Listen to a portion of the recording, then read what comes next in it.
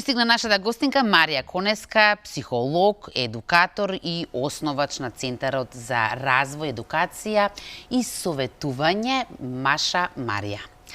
Добро утро. Добро утро. Да, Маша Марија. Еднашка мислам дека го сгрешив Марија Маша, а сега гледам да се коригирам. Марија, ќе зборуваме за како да се формираат работните навики кај децата, односно како да се научат, како да учат. Така некако му доаѓа тоа во превод. Но прво сакав да те прашам нешто како психолог и како добар познавач на децата. Што е она што им се случува сега на децата после 2,5 месеци одмор, безгрижност, немање никакви обврски, одеднаш сега кога седнуваат во клупа? Така, секој враќање после одмор, мари на нас, возрастните, предизвикува одредено ниво на напнатост и на стрес. Така да, она што од наша гледна точка како психолози, што им се случува на децата, особено последниве години, еден синдром на постодмор, односно синдром после одмор. И и постодморска депресија, и тоа го прочитав. Знае да премине во депресија, односно постодморска депресија, ако трае повеќе од 2 недели, да, период кога треба веќе да се обратат родителите на психолог или на стручно лице, односно треба да обрнат по длабоко и по сериозно внимание. Но нешто се случува и што е многу нормално да се случи и на нас возрастните ни се случува после особено овај подолг период на одмор, наеднаш се враќаме на едни обврски кои мора веднаш да ги започнат децата и траат траат секојдневно и континуирано и наеднаш после одмор, нели, станување кога сакаат, легнување кога сакаат, особено тинејџерите, и немање обврски околу домашната, немање обврски околу спиењето, наеднаш се враќаат во училишните клупи, каде што имаат едно 6 до 8 часа работни обврски, на кои мораат веднаш да се прилагодат. Не дека не им се познати, апсолутно им се познати, но периодот на одмор си го носи своето и предизвикува една доза на напнатост, на стрес кај дечињата, но и кај родителите, особено родителите кои имаат дечиња во прво оделение, кои сега започнуваат со тие работни обврски и на кои воопшто не им е познато што ги чека, па треба допрва да ги прилагодиме и да ги внесеме во тој еден процес. Она што е многу битно за да не се доживее овај почеток стресно, да нема тага, така, апатија, да нема тага кај дечињата за периодот со нивните другарчиња постојано и по цел ден, да нема апатија и безволност за доаѓање во училиште.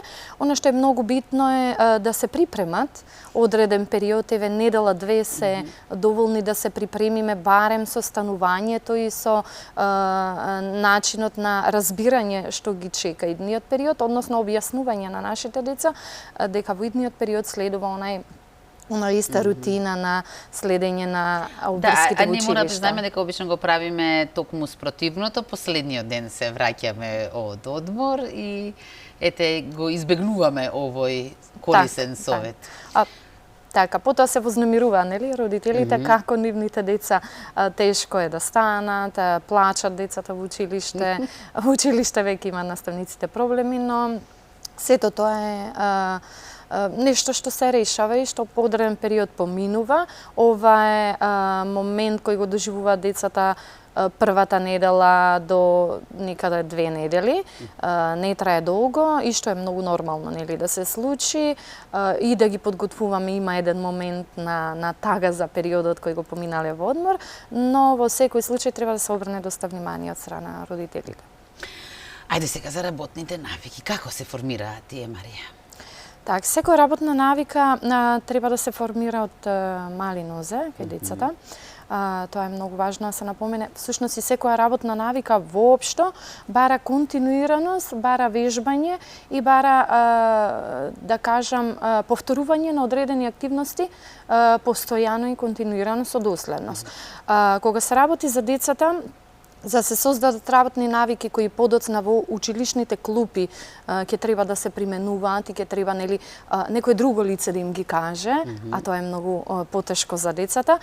Сето тоа треба да се примени од мали нозе, од предшколска возраст, да се учат на одредени домашни работни навики кои ќе им бидат подкрепени со пофалба, подкрепени со тоа да му се укаже на детето дека е важно со оглед на тоа дека презема одредена активност во домот и одредена активност за себе, одредена одговорност за себе и за другите луѓе, а со тоа се поттикнува постепено и прилагодливо за училишни активности кои доаѓаат.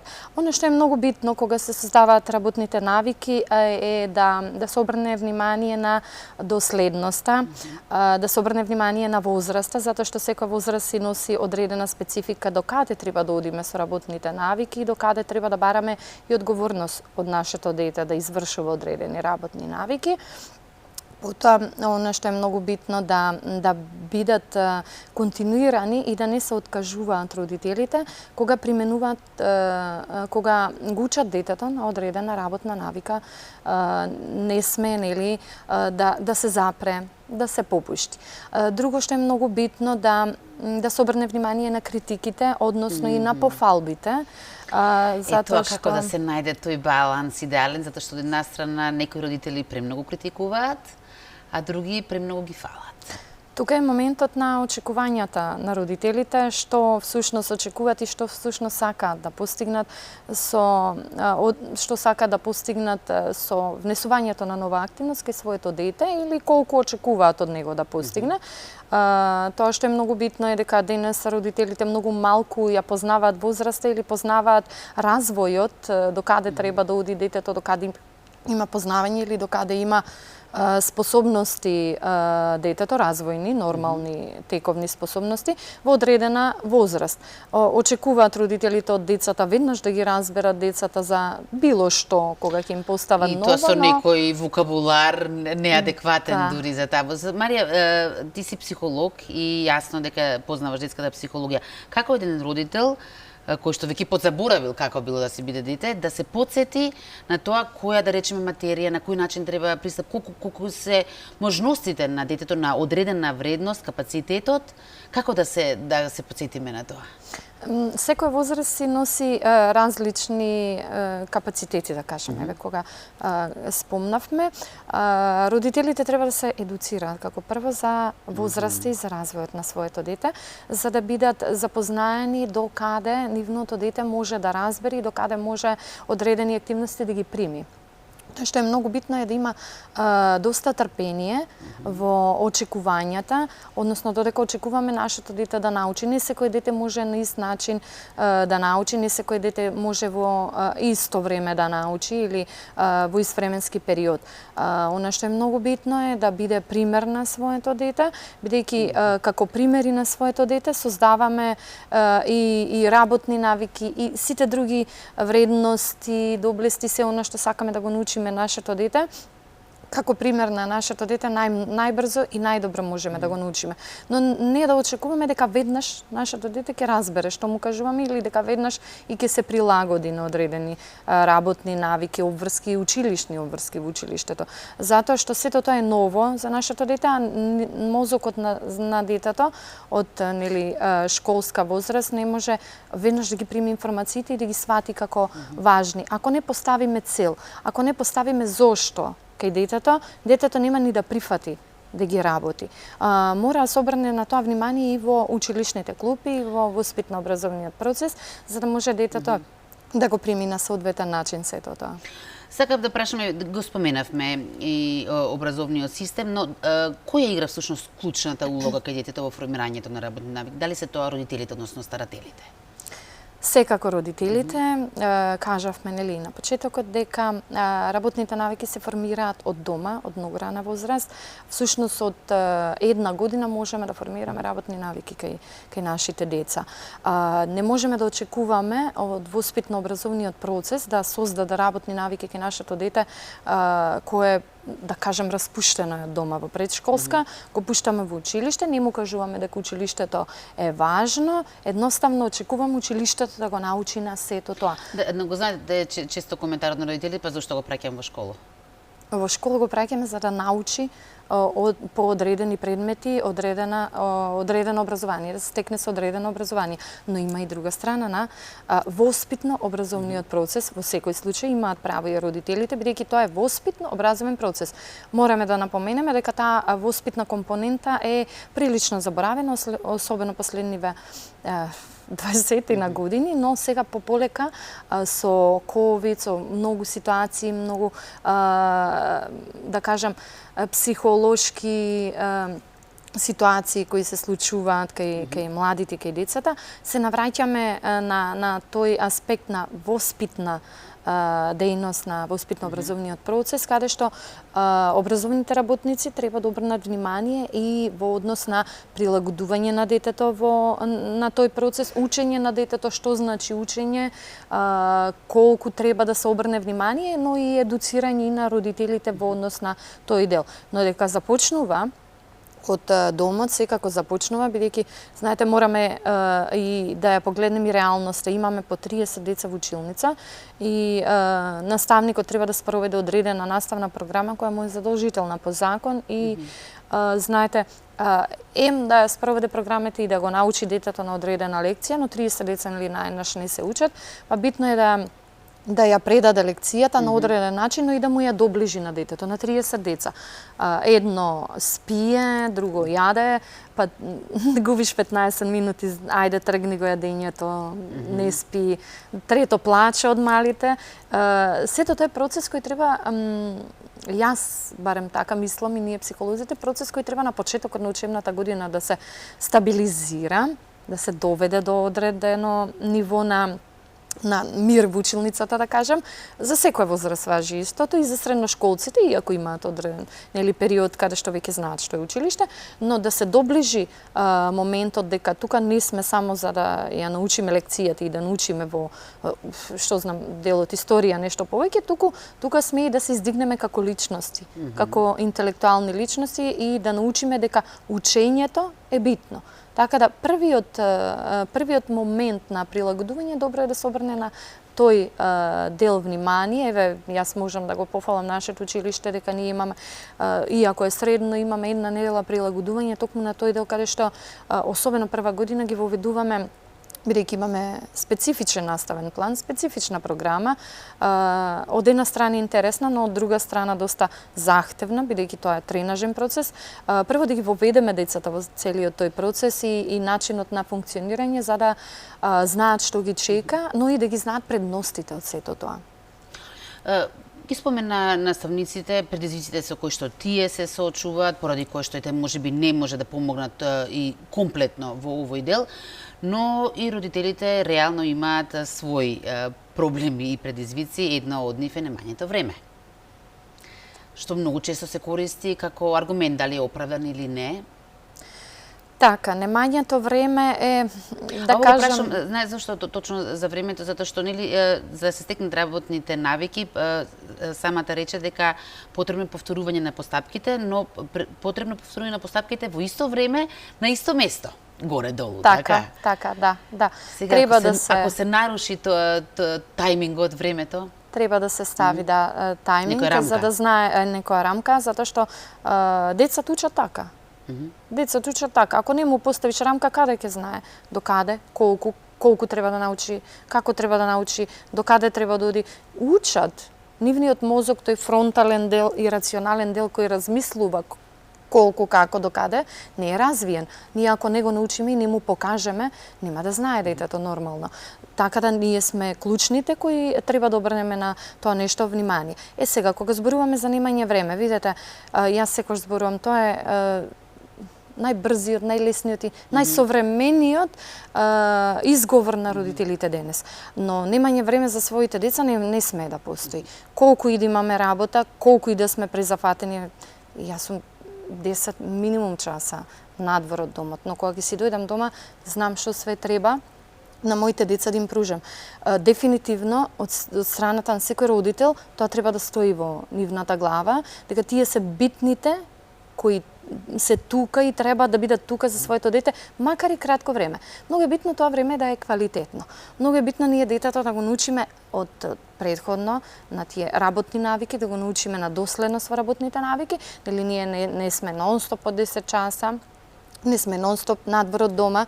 Имаме време кога можеме да седнеме и да го воспитаме нашето дете и да му покажеме и со наш пример како тоа треба да функционира и како е добро за него. И зошто е добро за него, зошто е добро да се создаде како таква личност.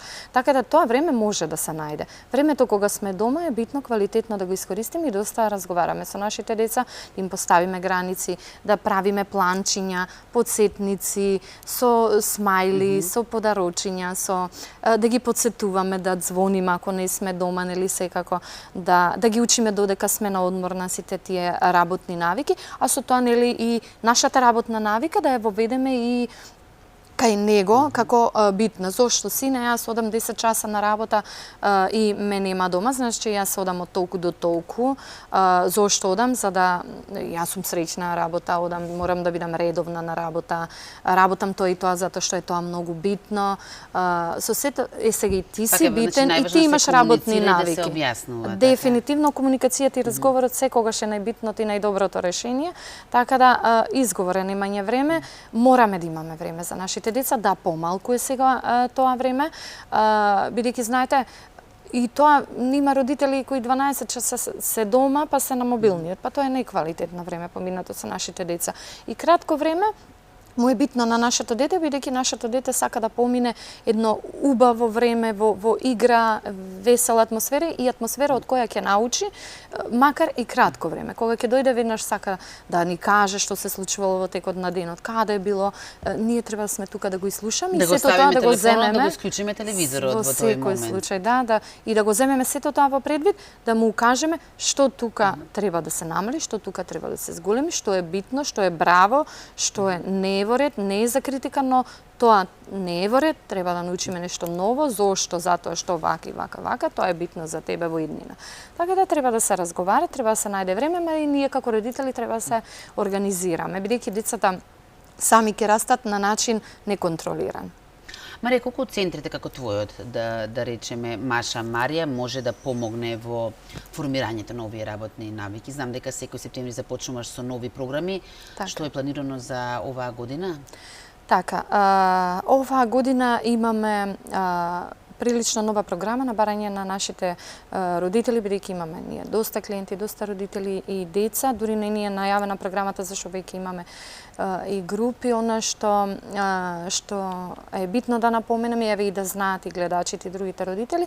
Имаме програма со работилници и со активности кои помагаат во школските активности, во помагање на постигнување на материјалот, после училиште, особено учениците од 7 до 11 години, после училиште 2 до 3 часа во нашиот центар, работат на домашните задачи, период кога и родителите се на работа, на барање на родителите, сето тоа беше направено, бидејќи многу родители не можат да си го земат детето од училиште навремено, бидејќи се на работа до некаде 5 часот, така да имаме активности со работилници, со забавен дел, но и со изработка на училишните домашни задачи и повторување на училишниот материјал, нешто што е многу битно да го разберат како дел од секојдневието континуирано. Имаме лица кои работат на тоа поле со деца од 7 до 11 години. Таа програма е предвидена да трае, да почне сега со почетоков на учебната година од следната недела, со почеток некаде околу 16 или 15 часот, зависи кога си ги земаат децата од училиште, до некаде 18 часот да бидат децата во нашиот центар покриени со активности и училишни активности, но и работилници и забавен дел. Попатно имаме и работилници од делот на мотивирање, самодоверба и подигнување на на интелектуален развој, односно на формирање на навики за учење, формирање, но и задржување кај помладите тинејџери, бидејќи тука некако се губи, а тука и родителите веќе се тргнати на страна од тој дел на работење на домашни, не ни може да седнат со нив. Тоа сакав и исто да те потпрашам. Ова не се вродени навики, стекнати навики се работните, но не се трајни, значи дека може да се, ако не се работи на нив, се губат? Во секој случај, сега ги знаете и кај нас возрастните, ако некој не ни држи контрола на работа, и ние ќе намалиме со работните задачи, нема да си ги бркаме, ќе си спиеме, нели? Тоа се случува и кај нас возрастните, а не пак кај децата, кога е период на создавање на едни такви навики, а утре нели да ги применат на работно место. Дефинитивно, ако немаме континуираност, ние она што го кажав на почеток, ако немаме зошто, ако не го повторуваме тоа постојано кај нашите деца, дефинитивно можат и да се загубат работните навики, што е многу нормално. Сега те потпрашам уште на неколку работи, не знам колку ќе имаме време. Освен што работиш како психолог, ти си и во својот центар си дел и од образовниот систем, си психолог во средно училиште. Сте имале предлог веќе психолозите за воведување нов предмет што се вика емпатија? Да, од Комората на психолози, ние психолозите испративме и неколку барања до Министерството со барање да се воведе, особено во ковид пандемијата, тоа за нас беше многу битно, но секако и за родителите и за децата сметавме дека тоа е битно и како приоритет да се воведе во воспитно-образовниот процес, особено во основно образование, да се воведе предмет емпатија. Предмет во некаде 8-9 оделение, или па да се воведат активности, дополнителни часови и работилници за учениците како предмет емпатија или емоционална интелигенција. Сметаме дека тоа е многу битно од аспект на стресниот период во кој живееме, нели и однемањето време на родителите, ете да го напоменеме, однемањето време да ги научат и да ги научиме и сите ние, значи како општество си преземеме одговорност да ги научиме на емпатија, на вредности, на доблести, на начини на однесување, зошто сето тоа е битно. Затоа и денес немаат пријателства, на мобилните, не се научени да комуницираат. Нешто кое е многу битно да се обрне внимание, бидејќи ние имаме и доста ситуации последниот период, последниве години, доста сериозни ситуации, трауматски ситуации кои болат, се тешки, дури да се зборуваат и како со моментот во Србија со Да, токму вчера сте добиле и допис во вашава асоциација, веќе Србија на некој начин го воведува ова за кое што вие сте сакале овде, таман да ги информираме и гледачите за каква нова програма станува збор. Она што сме информирани дека во Србија изменете, доста многу изменете воспитно-образовниот процес. Ова се по случувањата во училиштето, така? Така, колку што знаеме, земени се во предвид случувањата кои минатата година се случени или со убиството од страна на ученикот, со убиствата на учениците. Воведен е доста изменет процесот, има 4 распусти воведено, есенски, зимски, пролетен и летниот распуст, и почетокот на учебната година не започнува веднаш со наставни единици, туку започнува со разговори со учениците, и она што е битно дека вклучени се и родителите. Едно-две недели, колку што разбрав, само разговори за самодоверба, емпатија, емоционална интелигенција, вредности и доблести. Имаат нов предмет, доблести и вредности, кој е воведен и ќе тече низ целата учебна година, така да доста промени се направени, кои сметаме дека се многу ефективни. Секако има психолог вклучено во секој случај и педагог и сите стручни лица кои се битни.